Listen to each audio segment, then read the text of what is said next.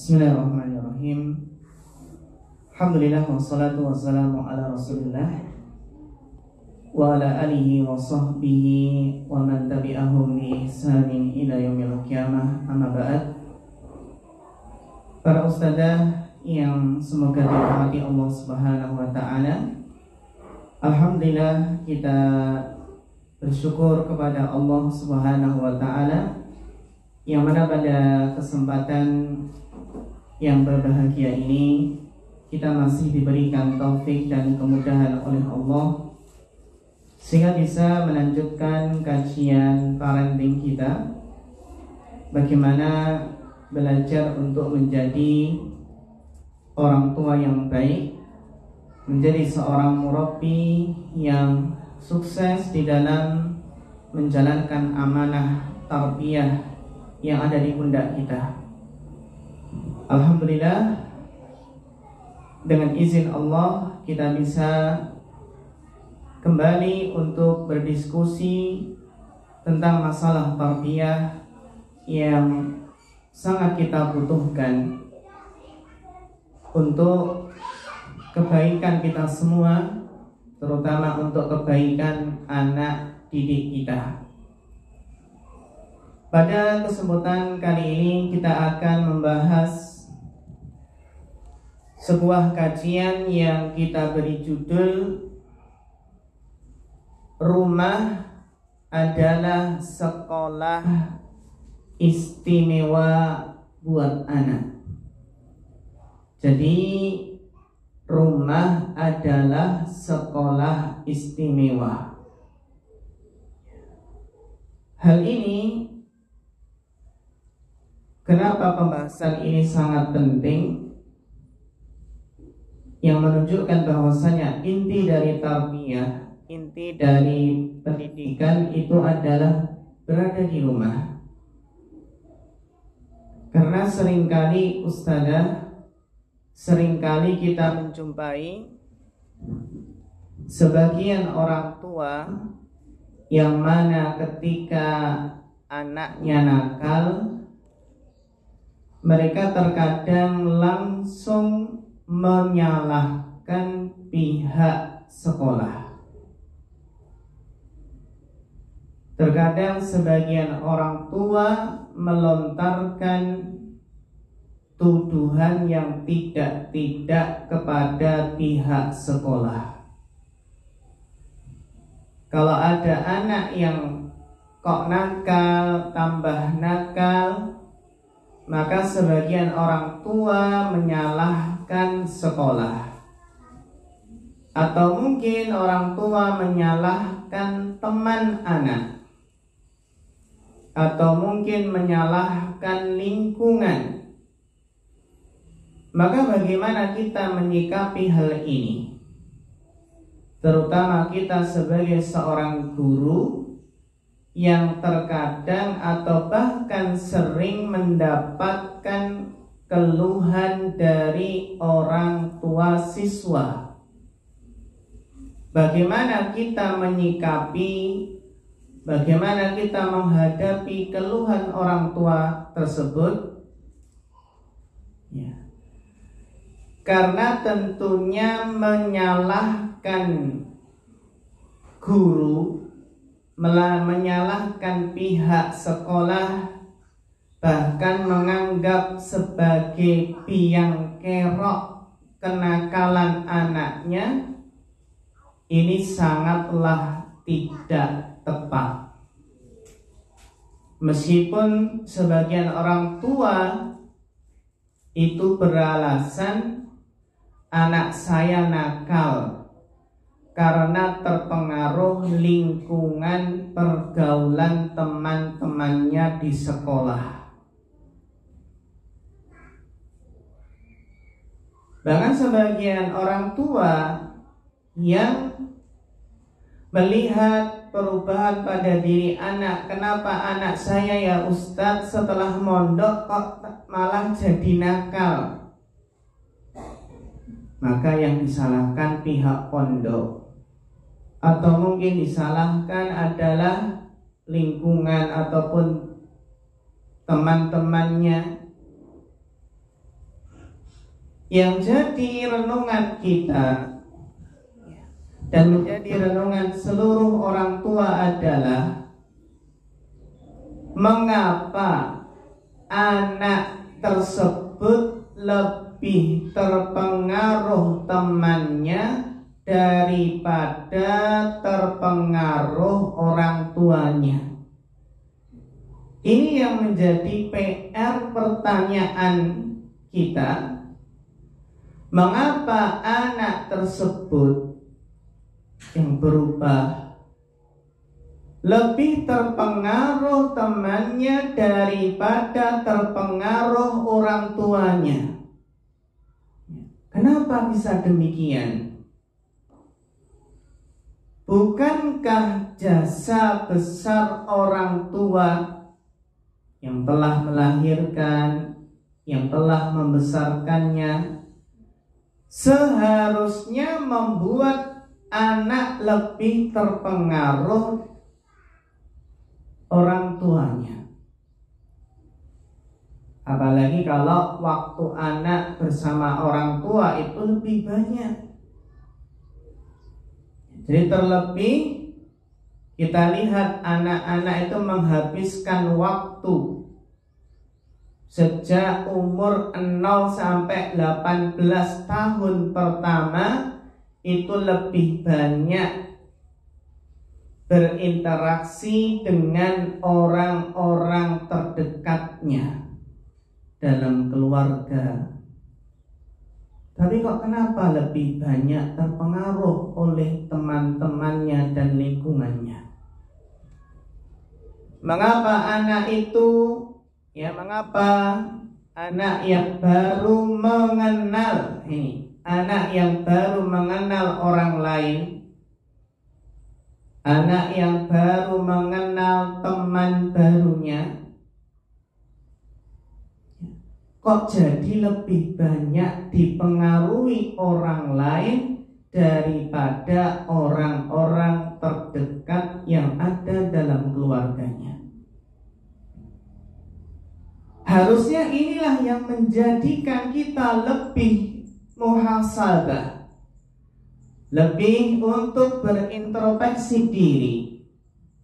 Kenapa bisa demikian? Kenapa anak itu lebih terpengaruh orang tuanya daripada terpengaruh orang tua, lebih terpengaruh temannya daripada lebih terpengaruh orang tua? Maka kita introspeksi diri. Sudahkah kita menjadikan rumah menjadi media tarbiyah yang baik untuk anak-anak kita? Bagaimana menjadikan rumah itu memiliki peran yang sangat sentral dalam pendidikan anak? Bisa kita katakan Ustazah, bisa kita katakan bahwa segala sesuatu itu bermula dari rumah. Segala sesuatu bermula dari rumah. Sebagian mungkin ada orang yang sukses mengatakan, kalau ingin sukses maka mulailah merapikan tempat tidurmu. Bahkan dalam hal yang sepele, mungkin hal yang kecil. Mulailah dari merapikan tempat tidur. Bagaimana setelah tidur itu nggak langsung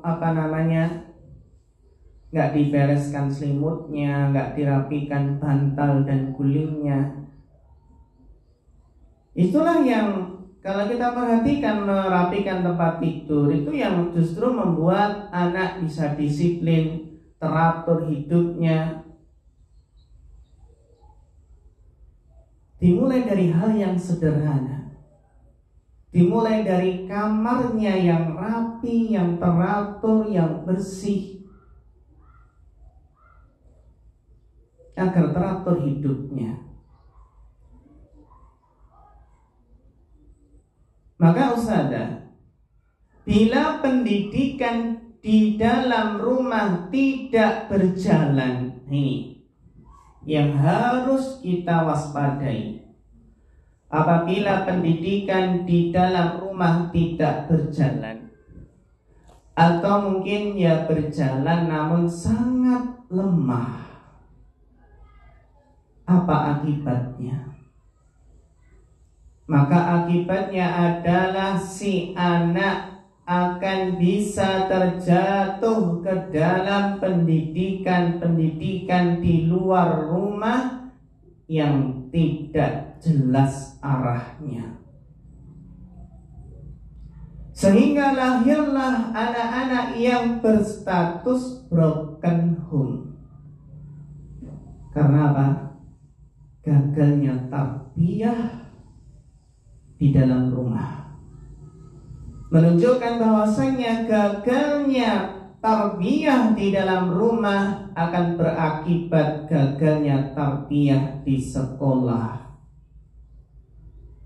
di lingkungan.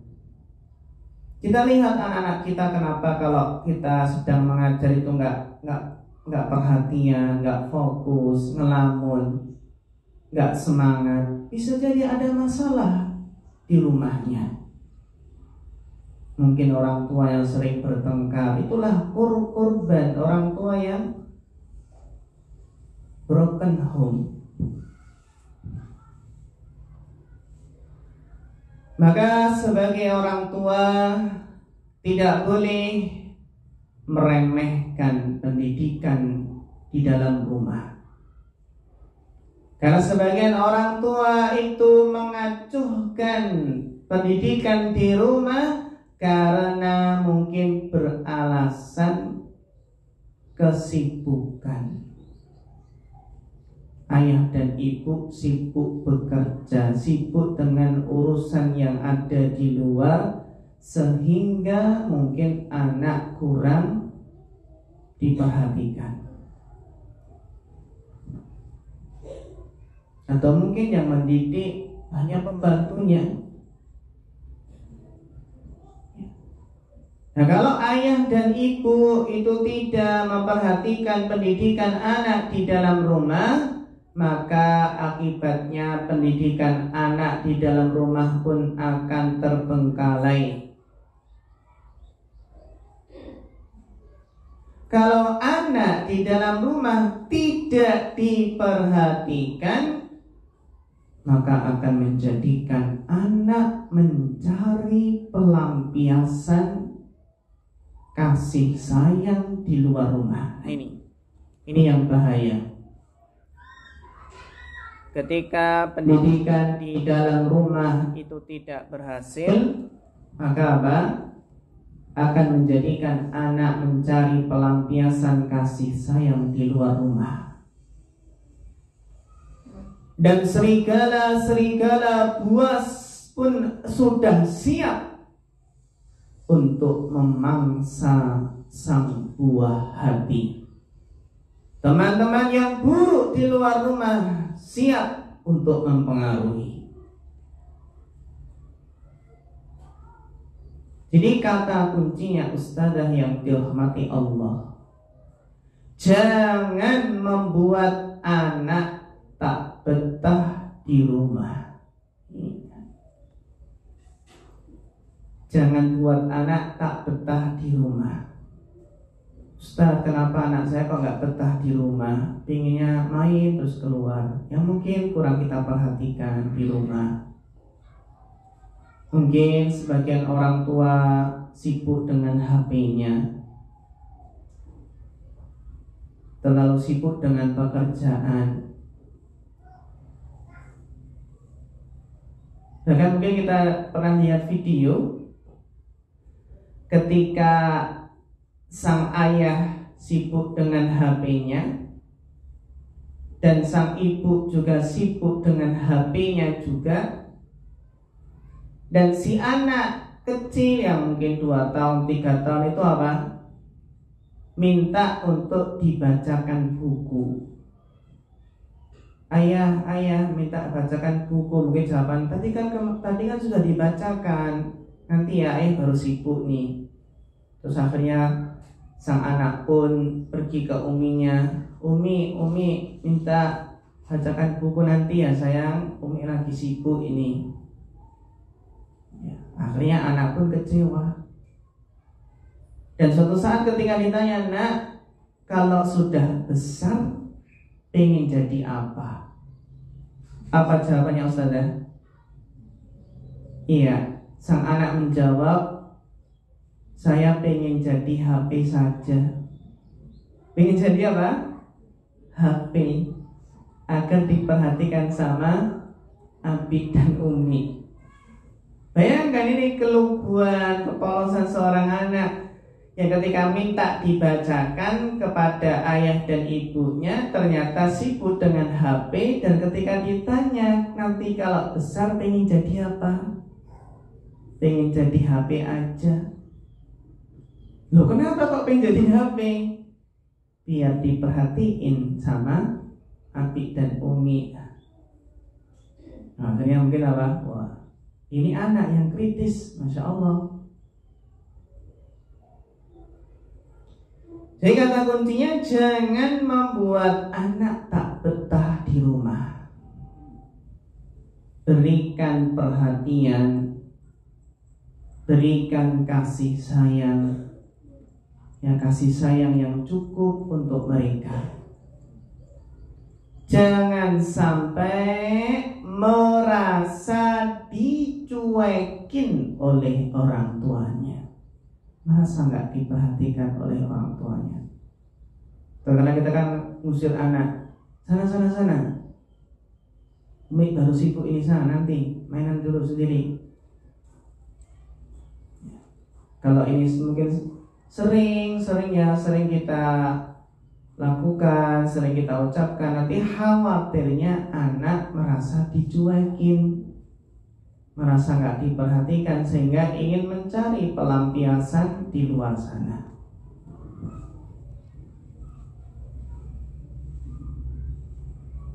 Jadi para ustadzah yang dirahmati Allah Subhanahu wa ta'ala, maka kunci pendidikan yang sukses di sekolahan ya bagaimana sukses pendidikan di dalam rumah. Intinya orang tua harus menyiapkan pendidikan yang baik di dalam rumah sebelum melepas anaknya keluar. Nah ini ya penting sekali. Intinya apa? Orang tua harus mendidik dengan baik dan benar di dalam rumah sebelum melepaskan anaknya keluar rumah. Jadi sudah dibekali dulu di rumah. Maka dalam hal ini suasana rumah yang islami itu sangat membantu keberhasilan orang tua di dalam mendidik putra-putrinya. Rumah yang islami itu merupakan wadah pendidikan yang banyak memiliki keistimewaan. Ini ya, jadi pendidikan di dalam rumah yang islami itu merupakan wadah pendidikan yang punya banyak keistimewaan. Apa keistimewaannya? Di antaranya adalah di dalam rumah islami itu terdapat anggota keluarga yang berkumpul bersama dalam jangka waktu yang lebih lama. Dalam jangka waktu yang lebih lama, sehingga akan terjalin kedekatan pribadi antara anak dengan orang tua dan saudara-saudaranya. Ini yang harus dimaksimalkan. Bagaimana terjalin kedekatan emosional antara anak dengan orang tua. Karena anak lebih banyak di rumah, bisa berkumpul bersama dalam jangka waktu yang lebih lama. Ini keistimewaan tarbiyah fil bait, pendidikan di rumah. bagaimana orang tua itu yang lebih berpengaruh, lebih bisa mempengaruhi anak daripada teman-temannya di sana yang ada di luar. Maka dimaksimalkan ya pendidikan di rumah, bagaimana memaksimalkan kita itu benar-benar dekat dengan anak. Karena kalau orang tua sudah dekat dengan anak, maka nasihat itu mudah masuk. Tapi kalau kedekatan antara orang tua dan anak ini kurang diperhatikan, maka terkadang menjadikan nasihat susah masuk. Karena biasanya kan kita memahami nasihat itu lebih akan masuk dari orang yang terdekat. Kita ajakan kadang minta tolong Afan, tolong itu dinasihati itu, kamu kan dekat dengannya, bisa jadi nasihatmu lebih didengar karena kamu kan dekat. Kita pun kadang demikian. Ini keistimewaan tarbiyah di dalam rumah. Demikian pula keistimewaan kelebihannya rumah Islami, yang di situ ada tarbiyah Islamiyah, bahwasannya anak dapat melihat teladan dan panutan dalam ucapan maupun perbuatan, sehingga membantu mereka untuk menirunya. Jadi intinya adalah tarbiyah di rumah itu kita bisa memaksimalkan tarbiyah bil qudwah hasanah. Tarbiyah dengan cara memberikan contoh yang baik. Bagaimana memberikan contoh yang baik untuk anak? Karena pengaruhnya sangat besar. Beda kalau orang tua sekedar, nak kerjakan ini, nak kerjakan itu, jangan ini, jangan itu, hanya ucapan semata. Ya, kalau dilangsungkan, langsung dipraktekkan, nah seperti ini contoh yang baik, maka anak pun akan mudah menirunya. Ini yang kedua, keistimewaan tarbiyah di dalam rumah yang Islami. Kemudian berikutnya yang ketiga,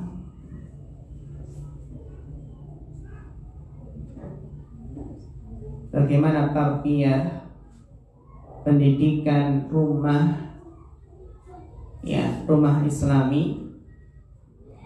Kalau kita perhatikan Ustazah, bahwasannya penyampaian nasihat atau bahkan pemberian hukuman di dalam rumah.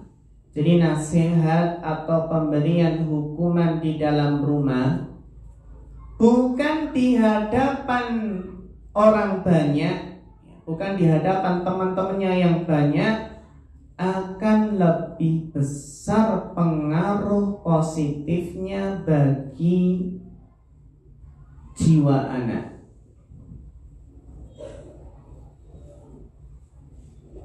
Nah, ini yang perlu kita perhatikan. Ketika anak yang susah diatur, perlu nggak kita nasihati di depan teman-temannya yang banyak?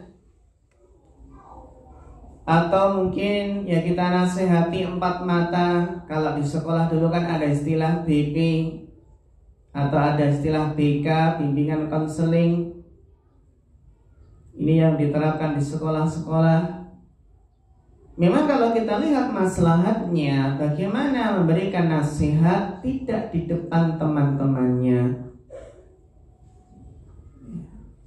Kita panggil, meskipun ya di situ melihat ada nggak maslahatnya. Kalau maslahatnya yang di depan anak-anak, biar anak-anak nggak mengikuti, nggak melakukan perbuatan yang sama, maka di sana bisa dilihat maslahat dan madaratnya. Namun secara asal bahwasannya penyampaian nasihat atau pemberian hukuman di dalam rumah, bukan di hadapan orang banyak, akan lebih besar pengaruh positifnya bagi jiwa anak. Anak itu kan malu sekali ya kalau dihukum di hadapan teman-temannya yang banyak, kan malu sekali. Atau bahkan ketika dinasihati di hadapan orang banyak, kan secara tabiat manusia nggak suka.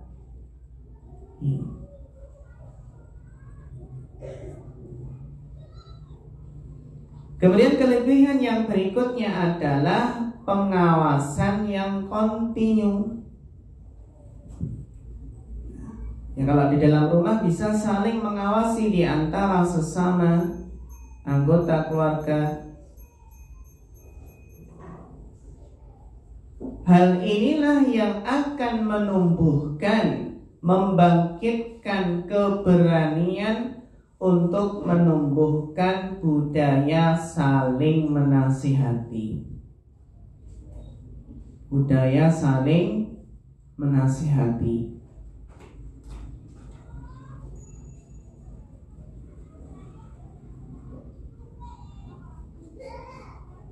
Budaya amar ma'ruf nahi munkar.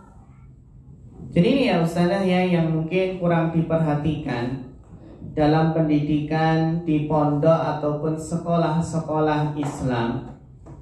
Itu terkadang tidak tegaknya amar ma'ruf nahi munkar. Kita lihat anak-anak kita itu banyak ya di sekolah. Jadi kalau yang menegakkan amar ma'ruf nahi munkar, saling menasihati, kalau nggak yang menegakkan amar ma'ruf nahi munkar hanya sedikit, maka terkadang kita merasakan kewalahan. Jadi memang harus bersatu, harus menyamakan visi misi. Bagaimana kita bersatu dengan teguh, bagaimana kita punya impian bersama untuk mewujudkan tarbiyah yang baik ini.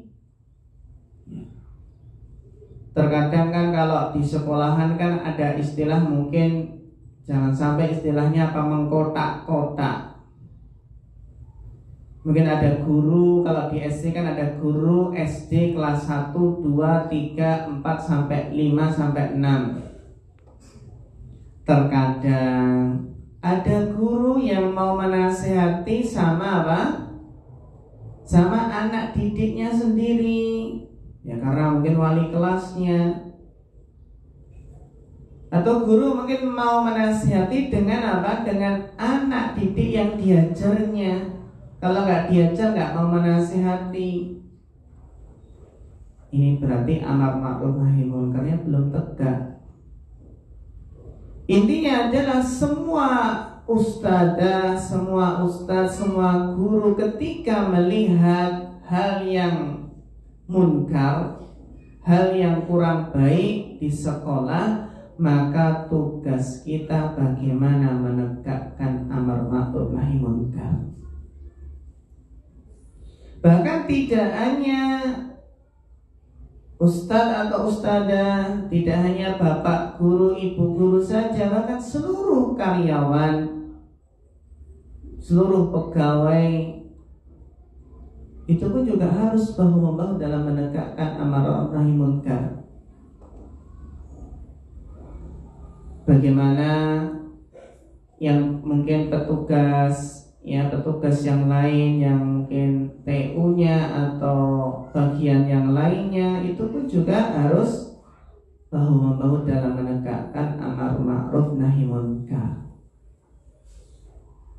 Jangan istilahnya di kotak-kotak, oh ini bukan tugas saya, itu kan anak kelas 3, itu kan saya nggak ngajar kelas 3. Nah, seharusnya apa? Ada semangat bahwasanya bagaimana ialah tugas kita bersama, nggak memandang ini anak siapa, diajar oleh siapa di kelas. Bagaimana bisa menumbuhkan amar ma'ruf nahi munkar. Maka para ustadzah yang dirahmati Allah Subhanahu wa taala, Intinya kita sebagai orang tua itu bertanggung jawab untuk mendidik anak dengan baik di rumah. Bagaimana memberikan pengajaran nilai-nilai agama dalam kehidupannya. Bagaimana nilai-nilai moral dalam kehidupan anak. Dengan begitu, kalau sudah di rumah itu berjalan tarbiyah dengan baik, nah ketika anak memasuki bangku sekolah, maka anak sudah siap untuk menerapkan apa yang telah diajarkan di rumah, sehingga bisa menjadi sebuah kebiasaan. Ini ya. Jadi sebelum menyekolahkan anak di luar, maka kita harus membekali anak dengan sebaik-baik bekal. Nah, kamu mau sekolah PAUD, sekolah TK, sekolah SD, maka perlu pembekalan. Nggak hanya bekal makanan ya, ini bekal makanan atau bekal sangu, uang saku, tidak hanya itu.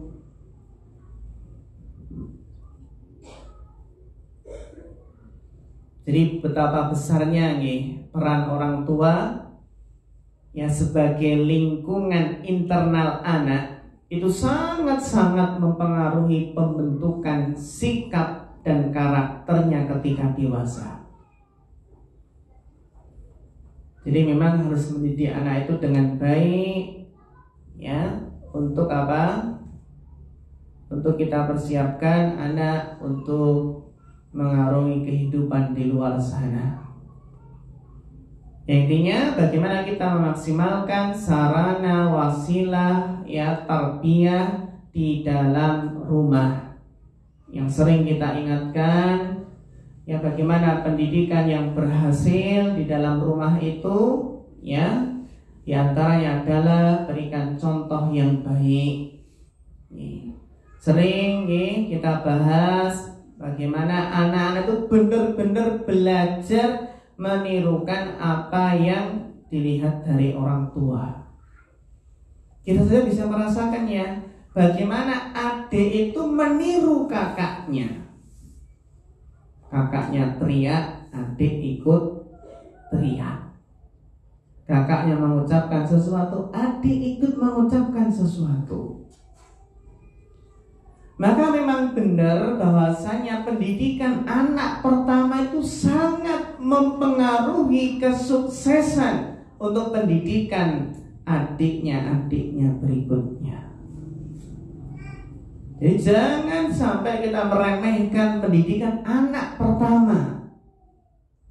Mungkin kita harus istilahnya ajarkan rekoso dhisik, rekoso di awal agar apa? Mudah ke depannya. Mungkin pendidikan anak pertama kita berjuang mati-matian bagaimana mendidik anak yang pertama sebaik-baiknya, agar nanti lebih mudah di dalam mendidik anak yang kedua, ketiga, keempat, kelima, dan seterusnya. Karena sangat-sangat punya pengaruh besar seorang kakak itu. Kemudian bertanya, Ustaz, anak saya kok beda ya? Anak pertama itu nurut banget, yang kedua kok susah diatur, kok beda. Nah ini yang harus diintrospeksi.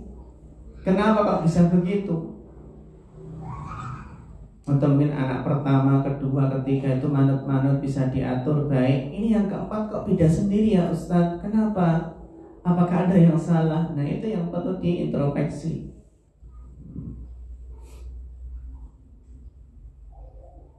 Bahwa anak-anak itu apa? Belajar menirukan apa yang dilihat dari orang tua, lingkungan sekitar. Bahkan anak sangat-sangat terpengaruh dengan tontonan yang ada di televisi. Terkadang orang tua tidak memperhatikan apa tontonan anak, apa yang anak tonton di televisi, apa yang anak tonton di YouTube. Nah sekarang ada YouTube.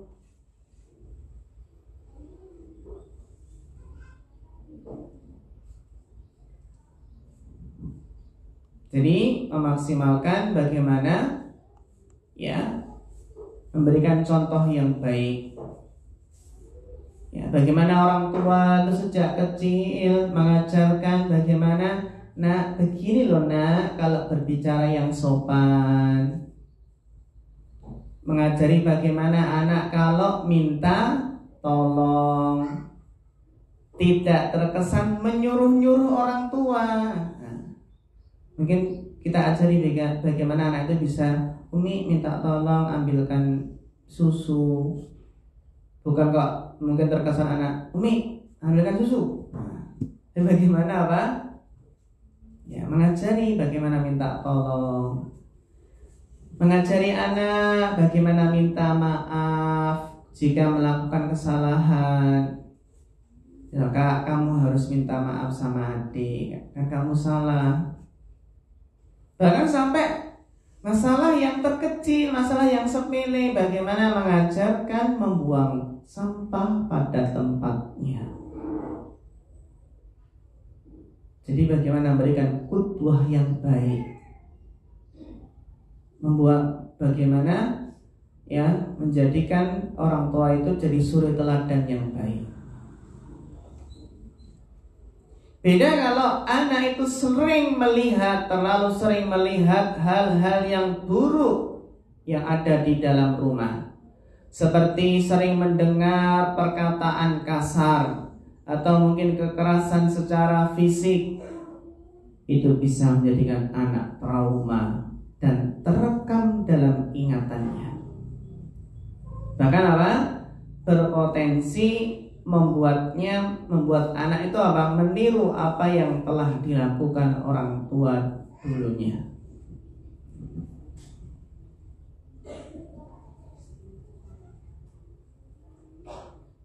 Juga diperhatikan bagaimana mendidik anak di dalam rumah. Itu harus apa? Memanggil dengan panggilan yang baik. Karena di antara kesalahan orang tua, ya, di antara kesalahan orang tua itu adalah sembarangan memanggil nama anak dengan singkatan atau dengan sebutan yang lain.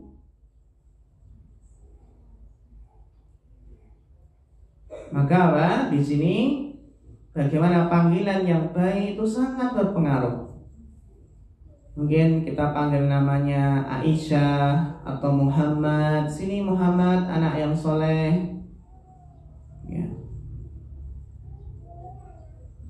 Beda nggak rasanya kalau dipanggil? Pokoknya anaknya namanya Aisyah, terus kita panggil Syah, sini Syah. Kita panggil Aisyah, sini. Atau namanya mungkin Muhammad, Mat, sini Mat.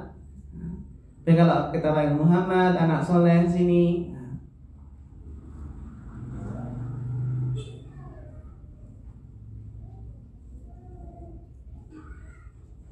Namun kalau ya panggilan pendek nggak masalah, yang penting dengan cara yang baik. Apalagi kalau sampai apa memberikan panggilan yang negatif terhadap anak. Sini nak, dasar anak nakal sini. Nah, maka harus diperhatikan hal ini. Kemudian juga Ustazah yang terhormati Allah, bagaimana menjaga kedekatan antara orang tua dengan anak. Itu menjadi apa?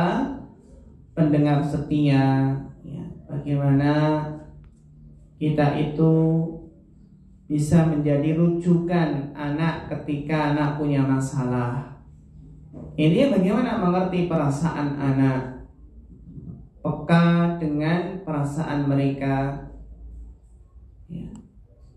Juga kalau kita ingin mendidik dengan lebih intensif lagi, bagaimana membuat proses pembelajaran yang menyenangkan. Ini yang jadi PR kita.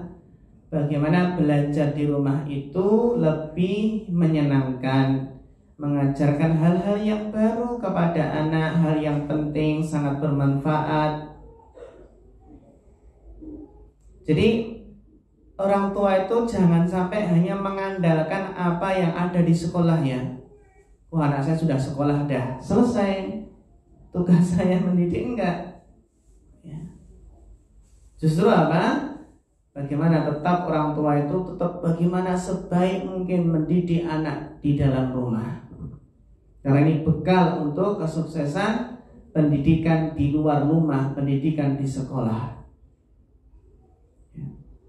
Bagaimana kita juga yang pembelajaran yang menyenangkan, tidak mengganggu. Bagaimana kita mengatur waktu yang baik. Anak kan belum paham, belum tahu bagaimana cara mengatur waktu. Waktu bermain, waktu harus makan, waktu mandi, waktu belajar. Yang penting apa? Yang penting ya tidak usah terlalu kaku ya, agar anak tidak merasa terlalu dibatasi, bisa fleksibel ya. Yang kita ajarkan yang penting apa? Tetap teratur dalam hidupnya. Bisa kita perhatikan skala prioritas ya, fokus terhadap sesuatu yang kita lebih perhatikan di dalamnya. Ya, berikan selalu motivasi ya. Motivasi di rumah penting sekali. Berikan apresiasi. Jika anak itu melakukan suatu kebaikan, melakukan tugas dengan baik, maka berikan motivasi, berikan pujian. Agar apa? Agar mental anak itu tidak down, yang membuat dia minder. Dan yang penting, di antara kesuksesan tarbiyah di dalam rumah adalah lakukan secara rutin. Pembiasaan yang baik, konsisten, lakukan secara rutin ya, maka dari sesuatu kebiasaan ini akan sangat membekas dan sangat bermanfaat ketika dewasa kelak. Maka ustadzah yang dirahmati Allah Subhanahu wa taala, ini dari kajian kita pada kesempatan siang hari ini adalah bagaimana menjadikan rumah ya, rumah itu adalah sekolah yang istimewa buat anak. Yang mana pendidikan di rumah itu adalah kunci keberhasilan pendidikan di sekolah. Demikian ustadzah yang bisa kita bahas pada kesempatan siang hari ini. Barangkali ada yang perlu ditanyakan atau didiskusikan, kita persilahkan.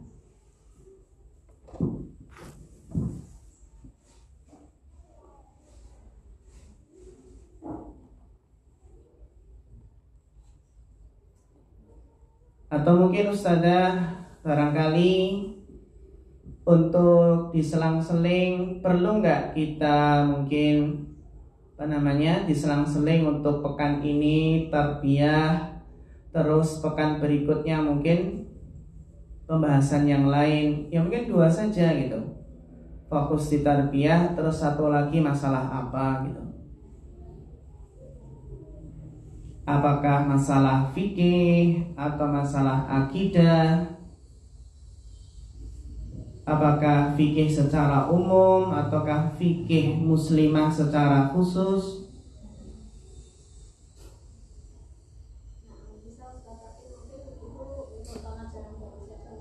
Oke, untuk program tahunan baru nih.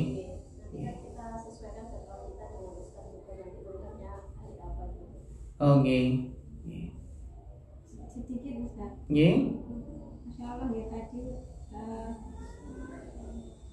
aku baru tahu juga bahwa memang sebenarnya rumah itu yang paling berpengaruh. Selama ini memang berpikirnya kita seringnya karena pengaruh sekolah, lingkungan dan teman-temannya ya Ustaz. Insya Allah ilmu baru dan kita sebagai pendidik, sebagai guru itu ternyata tugasnya ya panjang juga dan mungkin berat juga karena ini kan harus menyambungkan dengan pola asuh orang tua gitu, supaya ada keseimbangan pendidikan di sekolah dan di rumah, dan sepertinya belum terbayang Ustaz itu bagaimana ya nanti untuk bisa menyeimbangkan pola asuh di rumah dan di sekolah. Ini selama ini masih mindsetnya itu anak-anak lebih manutnya dengan gurunya, itu masih lumayan agak bisa mempengaruhi perilaku anak, tapi ternyata memang harusnya dari rumah pun juga harus sama nih pola pendidikannya. Itu mungkin tipsnya untuk menyeimbangkan di rumah dan sekolah nih Ustaz. Iya, Masya Allah. Iya, sebuah pembahasan yang sangat bagus sekali yang diangkat ya. Itu perlu untuk kita pikirkan bersama ya, PR kita bagaimana ya menyeimbangkan antara tarbiyah yang ada di dalam rumah dan di sekolah. Karena memang ya alhamdulillah sebenarnya kita lihat anak itu memang terkadang lebih terpengaruh, lebih percaya dengan guru daripada orang tua. Nah, gitu. Ketika mungkin enggak seperti ini nak, terus anak menjawab enggak, kata bu guru seperti ini di sekolah. Nah, contoh itu sebenarnya juga ada nilai plusnya. Namun bagaimana ya kita menjadikan orang tua itu yang lebih berpengaruh ya terhadap anak, karena ini bekal untuk ya kehidupannya di luar rumah sana. Maka di sini Ustazah yang terhormati Allah, tips untuk menyeimbangkannya adalah bagaimana menyadarkan ya, bagaimana menyadarkan orang tua wali murid ya, pentingnya pendidikan anak di rumah. Dan bagaimana di sini? Ya kalau orang tua sudah masing-masing sudah ngaji itu ya kita enak saja. Kalau memang orang tuanya itu ya sudah baik-baik semua, perhatian dengan pendidikan di rumah, karena memang orang tuanya ngaji, juga punya ilmu agama, perhatian dengan pendidikan anak di rumah ya, mungkin urusannya alhamdulillah dimudahkan. Namun yang menjadi masalah adalah ketika orang tua itu istilahnya ya lepas tangan, sudah yang menyerahkan semuanya kepada pihak sekolah, kepada kita. Maka cara menyeimbangkannya adalah bagaimana komunikasi antara kita, antara pihak sekolah dengan orang tua itu sangat penting. Jadi komunikasi ini sangat penting sekali. Bagaimana kita bisa komunikasi dengan baik dengan orang tua. Ya. Apakah di sana ada pertemuan? Ya pertemuan yang nggak harus sering. Yang penting ada pertemuan. Ya bagaimana pertemuan antara baik secara umum ataupun secara khusus. Pertemuan antara kita dengan orang tua. Dan juga mungkin sering bisa kita panggil orang tua, terutama anak-anak yang membutuhkan penanganan yang khusus. Nggak masalah kita panggil orang tua, Pak, Bu, ini anak jenengan di sekolah seperti ini. Ya sudah kita berusaha menasihati. Ya kenapa kita panggil orang tua? Biar tahu keadaan anak di sekolah seperti ini, biar nanti orang tua bisa lebih perhatian di rumah.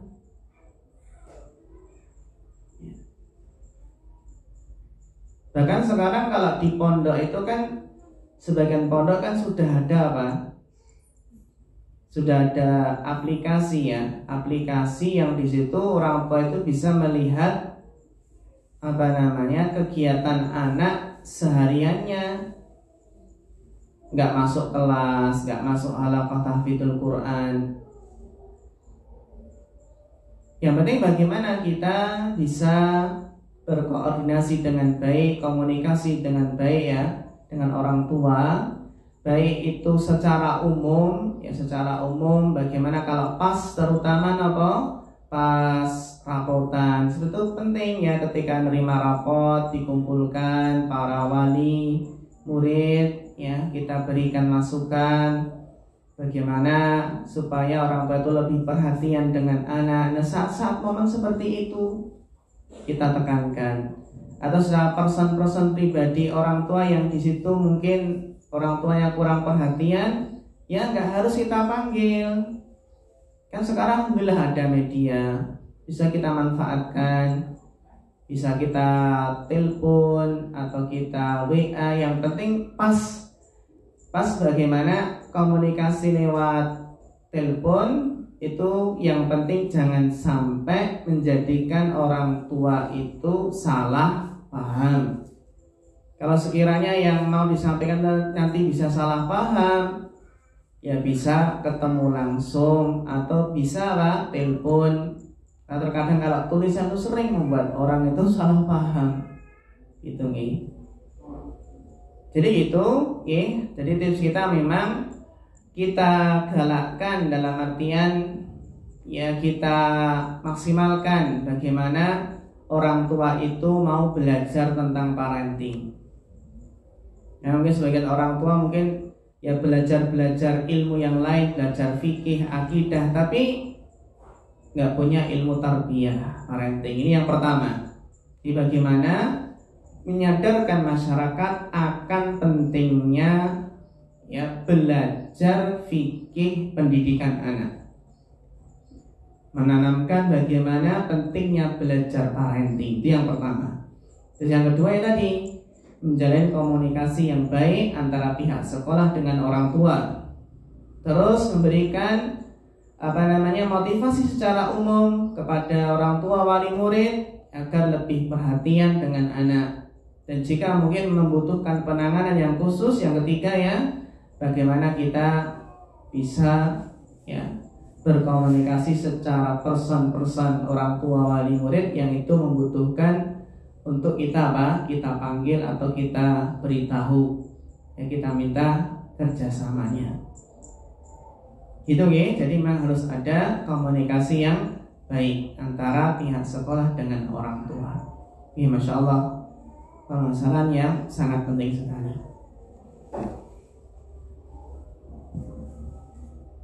Wonten malih atau cukup? Sampun nggih.